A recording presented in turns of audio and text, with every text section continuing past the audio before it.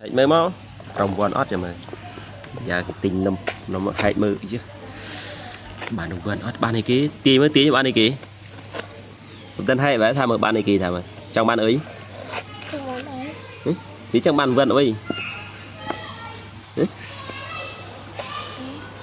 hay mấy giờ mình tới trong ban ơi xuống ở đây cho bạn đây sao ban này kì cho mưa út ở phía trong út đó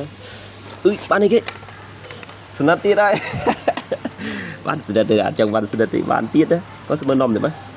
hệ năm nhầm á hệ năm nhầm này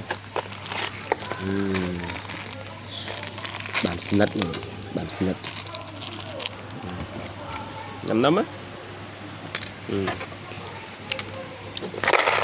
chả tới lụ mỗi đợt ngon ngon ngon ngon này năm mốt đây kìa